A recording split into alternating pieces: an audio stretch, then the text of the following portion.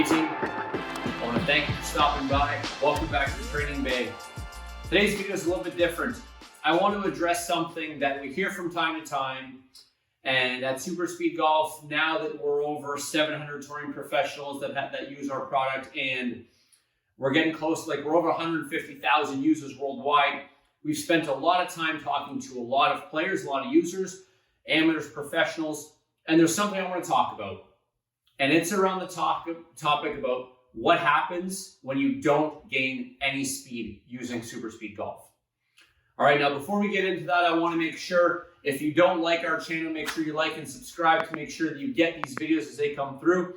We're going to start doing more videos, providing some more nuggets that we've learned, and I just want to pass those along. So let's dive right into it. There's people that purchase our product that don't gain any speed. And a lot of them reach out when they do, and we appreciate that. And the thing that I want to pass along is something to consider. Gaining speed is in part more so than just swinging the clubs as fast as you can. And what I mean by that is when we have average golfers or professionals sometimes reach out to us, we ask them a series of questions. And the thing that we've learned, it actually has a lot more to do with your surrounding environment than what you think. And we're going to go into that. But before we do, we believe obviously overspeed training is moving the body very quickly.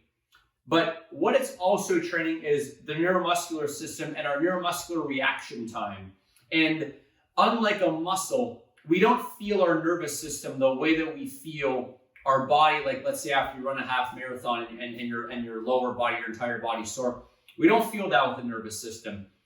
And what happens oftentimes is that players don't consider that as we're trying to train with overspeed training, it's also a neuromuscular thing, and that requires some rest as well. But since you don't feel it like a muscle, it's tricky. So what I mean by surrounding environments is when people reach out to us and say that they're not gaining speed, I usually respond to them with a couple of questions, and 95% of the time, the answer is going to be what we're going to talk about here today, all right?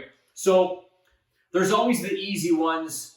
Do you warm up beforehand, right? You have to do a warm up. We have a fantastic dynamic warm up. I'll put the link for that down below if you want to have a look and what our dynamic warm up is, but your body has to be warm, right? But now the other ones come with when you do your training. And a question that we get a lot from players that do gain, and sometimes players that maybe they're struggling, is where does the gym come into play?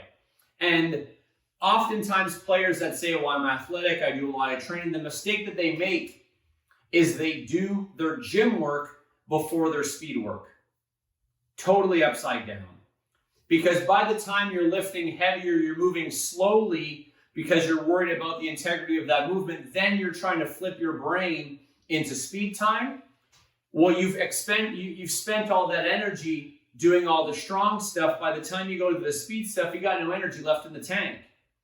We encourage, if you're in a scenario where you have to do speed work and gym work together, do your speed work first when you're focusing on increasing your club head speed. If you want to get stronger, that's completely different. And you might have to look at the fact that, okay, I should be training on different days, or I should be training in different periods of the year. But when you're focused on speed, focus on speed. Use your body when it's fresh, when you have full energy, before you start to get into any kind of strength training. The second part of that, and this is another important one, is your schedule. And what I mean by that is a lot of us average golfers or professional golfers have busy schedules: work, wife, kids, golf, gym. There's a lot in there. And something that I see far too often from average golfers that say that they're struggling, I ask them to break down their week for me because I'm curious, because I think there's something that could be learned there for them. And they come to me and they say, well, I train super speed on Monday, Wednesday, Friday.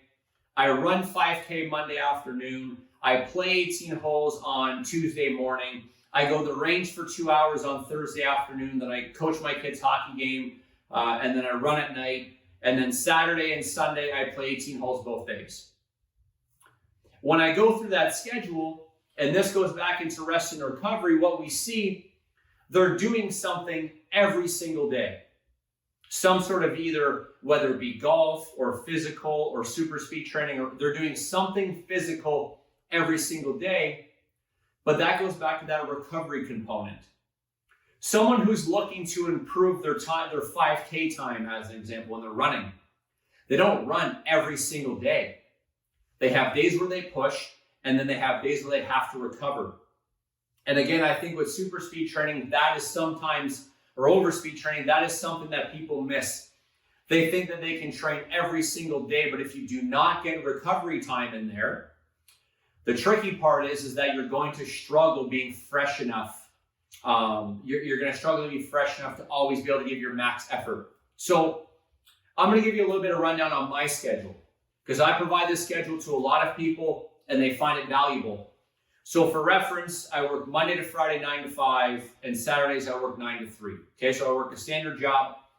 And I also like to work out as well. I like to run a little bit, I like to work out. But when I'm training for speed, because I break it up speed season per se versus maybe not speed season. In speed season, I know that I can't do it all. But I want to stay in the gym.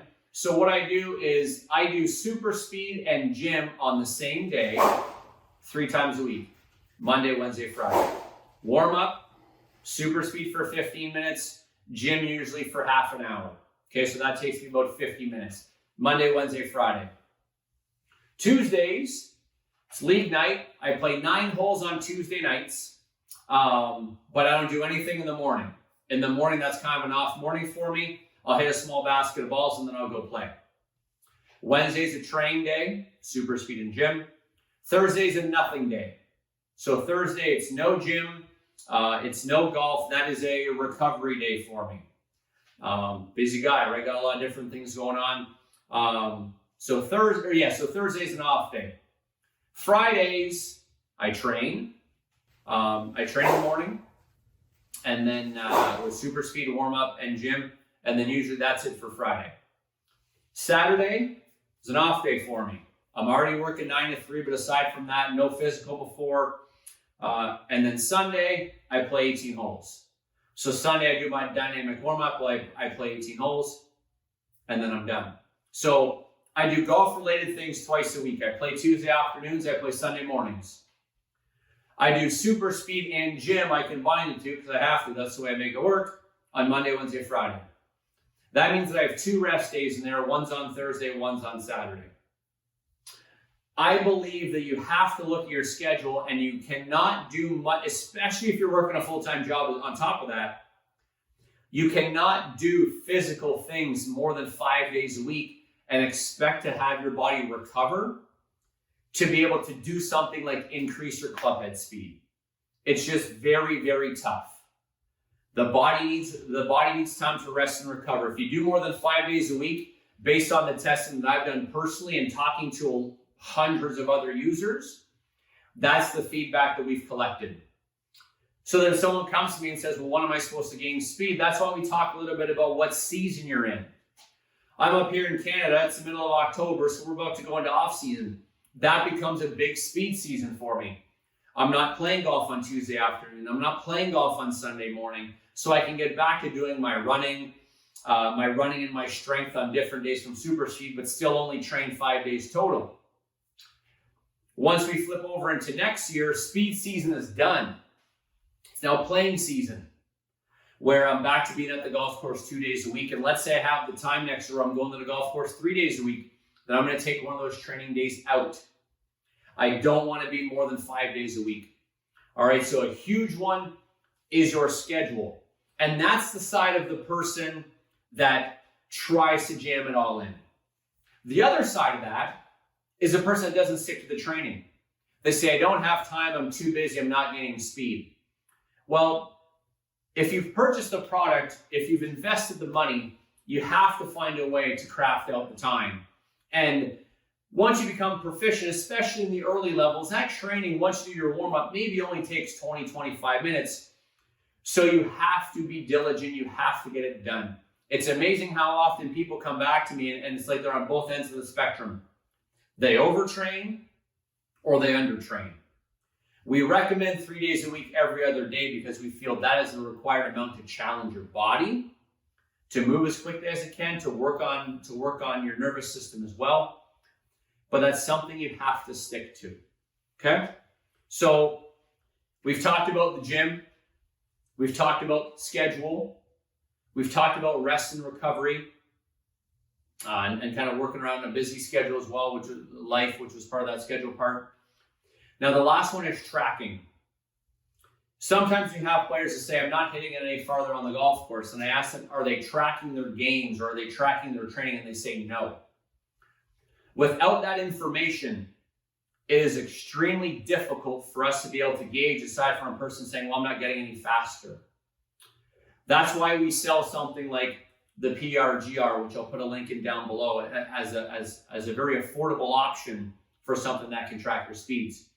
But for those of you that have clubs that have TrackMans or flight scopes or quads or whatever it is, or whatever kind of recording device, or if you have a similar simulator, access to a simulator, you have to track your speeds. At a minimum, you have to track your club head speed before you start super speed training. And then we recommend, if you can, at least at a bare minimum, you have to be checking in every 2 or 3 weeks with your driver club head speed. Because what happens is we have days where we're trying to swing as hard as we can, max out, but we don't actually know if we're swinging any faster. And that's why we believe that tracking is so important, to the point where our tracking sheets, we give you a chance to track your fastest green, blue, and red swings if you're using a men's set in every training set or every training session. Because we believe that tracking is the biggest key to finding out, or for us to be able to help you on if you're increasing or why you're not increasing your club head speed. Because let's say you have a radar, all of a sudden you make a swing you feel is as fast as you can, you look down, you're like, that's not as fast as I expected. It kind of gives you a chance to maybe reassess, say, okay, maybe the way I'm trying to apply speed here, this isn't working. Example is, we have a player that we had a player once reach out to us where they sent us their numbers because they tracked everything, which was great, but their step change numbers were actually lower than their normal numbers with their clubs. And I found that very interesting. So I asked him a few questions, and he provided me some feedback. And what we found for this player, the reason why that player wasn't gaining speed is because he was so upper body dominant. And it actually stuck out when he went to do the step drill, his step number or his speed numbers dropped, because when he would go to transfer weight, he wasn't actually transferring any weight. And with that data, we were able to communicate with him and identify that he had a massive power leak in the way he was using his lower body. And we explained to him the right way to sequence the step drill. And he gets back to us a few weeks later and says, holy smokes, I'm back on track. I've already gained a few miles an hour. So that's just a small example. But as we look at wrapping up this video, we believe that everybody has the ability to increase club head speed. If you've committed to purchasing our product, that's fantastic, and we are so thankful for that. But there's a few things you have to consider. You have to warm up. You have to make sure that your gym schedule is not conflicting. You have to make sure your life schedule doesn't have you overtraining or undertraining, and you have to track. You add those four, you consider those four, you get the proper rest and recovery, and we believe that every super speed user can increase their distance using our product. I want to thank you for watching this video. If you have any questions, email us. info@superspeedgolf.com. I'd be happy to talk to you. I'd be happy to dig into any questions you may have, because at the end of the day, the more you succeed, the more we succeed. So we are here to help. All right? I'll put some info in the description down below. Please like and subscribe. Stay tuned as we continue to unpack the things that we've learned having over 100,000 users of our product to help you hit the ball as far as you can and enjoy the game a little bit more. Have a great day.